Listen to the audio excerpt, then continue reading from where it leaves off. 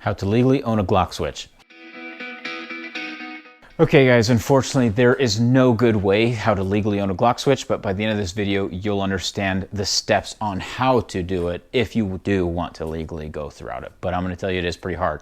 Also to YouTube, this is just talking about the legalities of how to legally own a Glock switch, not telling anybody to break any laws, so please don't take down this video. We're just talking about the laws about it. So the tricky part with the Glock switch is the ATF considers any component that turns a firearm fully automatic as a machine gun in and of itself.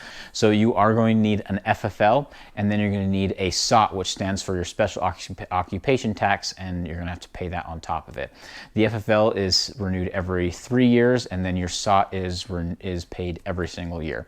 So there's a couple different combinations. You can either get an 01 and an 03, which people typically call the Class 3 license, and that will allow you to legally own and possess a Glock switch, or you can do a 02-07 combo, which allows you to manufacture the Glock switch and not just purchase it from somewhere else.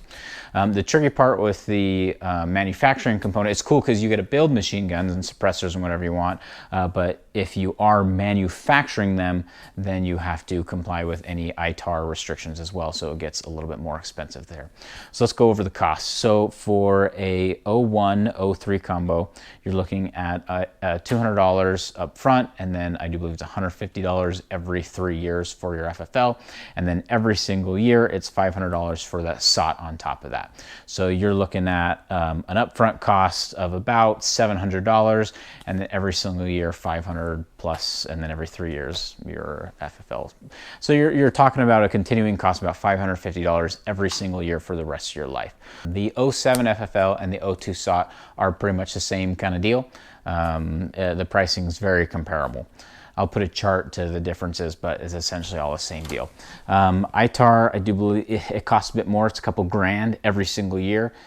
So if you do want to manufacture them, take that into consideration. If you just want to own it, I would recommend finding somebody else who manufactures them legally, and then you can just purchase it as an 01-03. So if it wasn't already hard enough, I do have some paperwork on how to fill out your FFL and SOT, some videos on that, so go check those out. I'll put the link up here.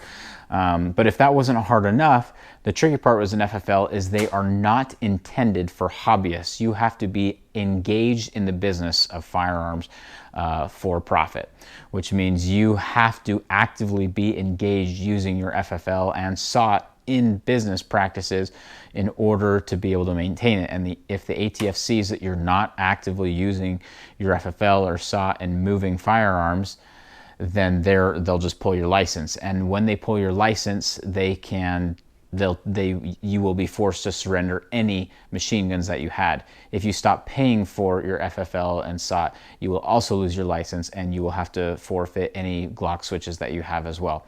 So it's kind of a continued commitment that you have to pay indefinitely, which is not really ideal.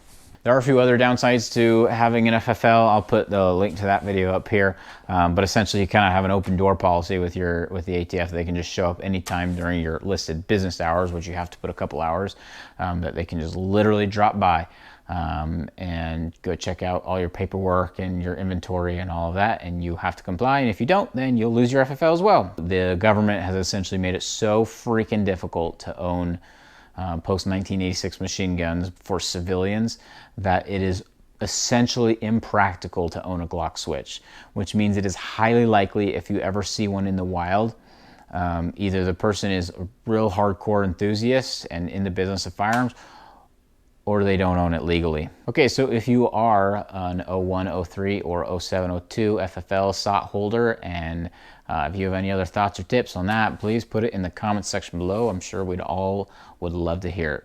And guys, that is how you legally own a Glock switch, and it's not easy.